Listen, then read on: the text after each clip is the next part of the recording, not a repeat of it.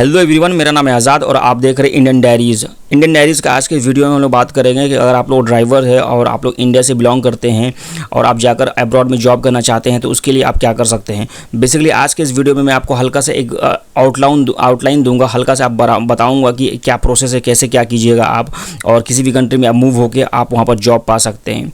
तो चलिए वीडियो को शुरू करते हैं। और वहाँ जाने से पहले मैं आपसे एक छोटा सा रिक्वेस्ट कर दूँगा, अगर आप लोग चैनल पर पहली बार आए हैं तो इसे सब्सक्राइब करना नहीं भूलिएगा और इस वीडियो को ज़्यादा से ज़्यादा लाइक और शेयर कीजिएगा।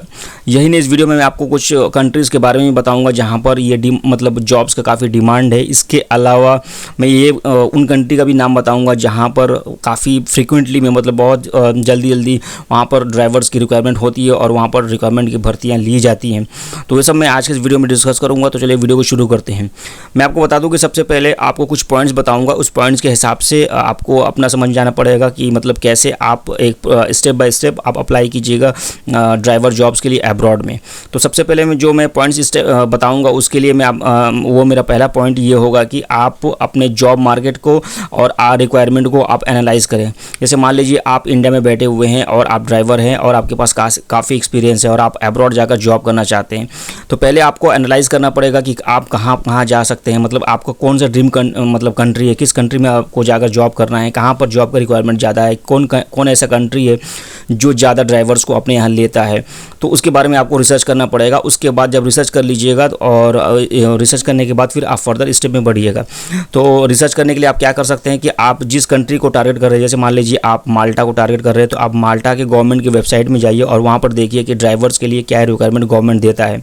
इसके अलावा आप एम्बेसी की वेबसाइट में भी जा सकते हैं इस सब, और वहाँ पर भी आप इसके बारे में जो इन्फॉर्मेशन ले सकते हैं।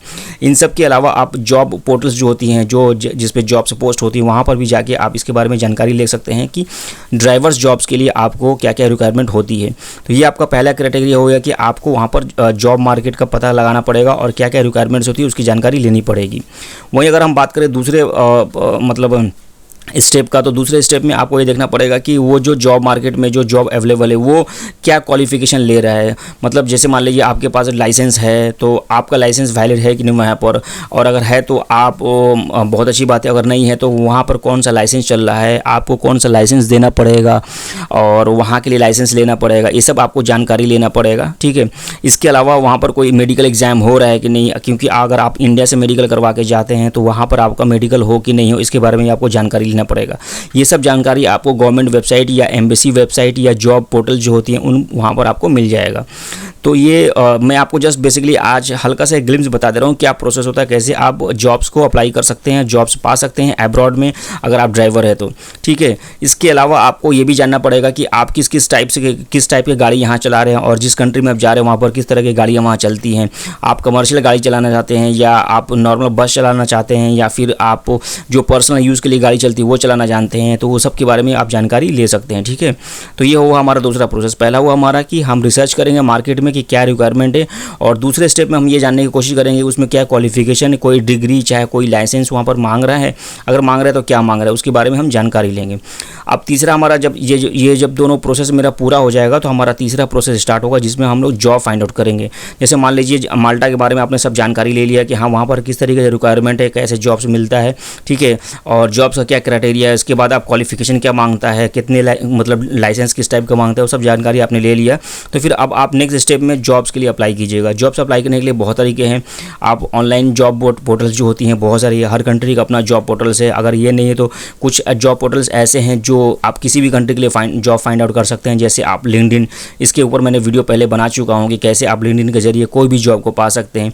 इसके अलावा जिस कंट्री को आप टारगेट करें उस कंट्री का अपना एक जॉब पोर्टल होता है। इसके अलावा थर्ड पार्टी का भी मतलब प्राइवेट जॉब पोर्टल्स भी होता है जिस पे आप कांटेक्ट करके आप वहाँ पे जॉब पा सकते हैं, तो इसका आप सहारा ले सकते हैं। इसके अलावा वहाँ पे कुछ रिक्रूटमेंट एजेंसीज़ होती हैं जिसको आप एजेंट बोलते हैं, तो उनसे भी आप कांटेक्ट कर सकते हैं और उनको अपना CV कवर लेटर भेज के आप अपने लिए जॉब वहाँ पर दिखवा सकते हैं। और बेसिकली वो लोग आपसे फ़ीस चार्ज करेंगे जो आपको देना पड़ेगा आपके इस काम के लिए। इसके अलावा अगर आपका वहाँ पर कोई परिचित में रहता है, जान पहचान में रहता है, दोस्त है, कोई फैमिली वाला है, चाहे कोई भी ऐसा वहाँ पर किसी भी कंट्री में काम करता है, तो आप उनसे कॉन्टैक्ट करके आप उनसे बात करके ये कह सकते हैं कि भाई मेरा ड्राइवर हूँ मैं, यहाँ पर मेरा इतना साल का एक्सपीरियंस है, मेरे लिए कोई जॉब है तो बताओ। तो वो आपको कोई जॉब फाइंड आउट करके देगा तो वो आपके लिए काफ़ी बेस्ट हो जाएगा। तो आप इसको देख सकते हैं, ठीक है।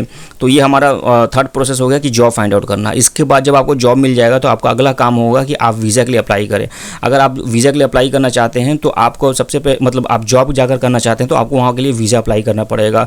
और वीज़ा जब अप्लाई कीजिए तो आपको देखना पड़ेगा कि आपका जॉब जो है मतलब किस क्राइटेरिया में दिया हुआ, आपका वीज़ा कितने दिन के लिए लगेगा, वो सब आपको इन्फॉर्मेशन ले लेना पड़ेगा, ठीक है। उसके बाद फिर आप इसको वीज़ा लगा सकते हैं। आप ऑनलाइन भी वीज़ा लगा सकते हैं या एम्बेसी में जाकर भी वीज़ा को यहाँ पर लगवा सकते हैं, जिस भी कंट्री में रह रहे हैं। जब आपका वीज़ा लग जाएगा उसके बाद स्टैम्प होकर आ जाएगा तो उसके बाद आप अपना टिकट करवाइए और आप जिस कंट्री में के लिए अप्लाई किए उस कंट्री में आप जाइए और वहाँ पे जॉब कीजिए। ये एक नॉर्मल प्रोसेस होता है अगर कोई भी किसी भी प्रोफेशन में जाना चाहता है अब्रॉड और जाकर वहाँ पे काम करना चाहता है, ठीक है। तो इस चीज़ को ध्यान में रखना पड़ता है। अब मैं आपको कुछ टिप्स बता दूंगा जो काफ़ी हेल्पफुल हो सकता है अगर आप किसी भी कंट्री में जाते हैं एज ए ड्राइवर और वहाँ पर जॉब करते हैं। तो मैं आपको कुछ टिप्स बता देता हूँ।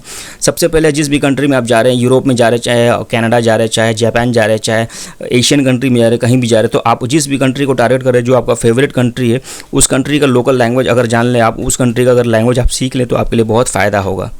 आपके लिए बहुत फ़ायदा होगा क्योंकि वहाँ का अगर लैंग्वेज सीख लेंगे तो आपको जॉब मिलने में भी फ़ायदा होगा और वहाँ पे अगर वहाँ पर चले भी गए तो वहाँ पर काम करने में आपको बहुत फ़ायदा हो।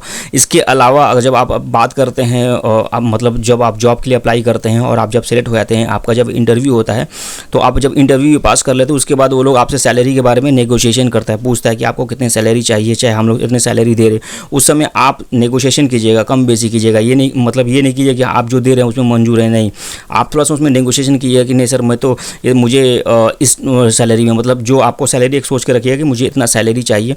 आप कहिएगा उनको कि सर मैंने एक्सपेक्ट किया है कि मुझे इतना सैलरी मिलना चाहिए। तो उनसे आप नेगोशिएशन कीजिएगा, उनसे आप बार्गेनिंग कीजिएगा, उनसे आप तालमोल मतलब क्या बोलते हैं उसको मतलब ये कीजिएगा, बातचीत कीजिएगा, कहिएगा कि भाई हमको इतना नहीं इतना चाहिए, ठीक है। तो ये चीज़ भी ज़रूर कीजिएगा जब आपका इंटरव्यू हो जाएगा और आप जब सेलेक्ट हो जाएगा।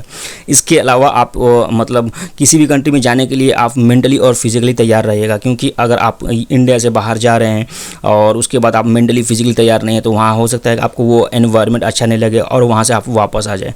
तो इस तरह का कंडीशन ना हो, आप मेंटली फिजिकली अपने लिए तैयार कीजिएगा कि आप किसी भी कंट्री में जाएँ, चाहे किसी भी सिचुएशन में जाए तो वहाँ पर आप टैकल करें क्योंकि पहले 2 साल आपको काफ़ी तकलीफ होगा, उसके बाद जब आप वहाँ पर सेट हो जाइएगा तो आपको कोई परेशानी नहीं होगी और आप आसानी से वहाँ पे काम कर सकते हैं, ठीक है।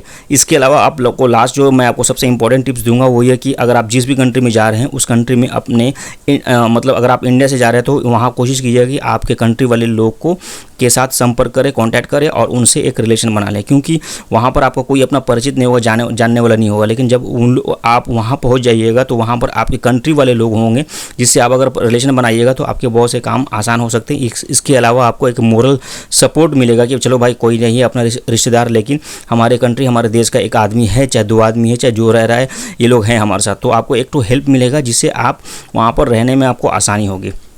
तो ये जस्ट मैंने कुछ पॉइंट्स बताया आपको, जिस पॉइंट्स में समझाया कि कैसे अगर आप एक ड्राइवर है, ड्राइवर का काम करते हैं, इंडिया में रहते हैं, चाहे नेपाल, बांग्लादेश, भूटान कहीं पे भी रहते हैं और ड्राइवर का काम करते हैं और आप अब्रॉड जाना चाहते हैं तो आपको ये स्टेप उठाना पड़ेगा।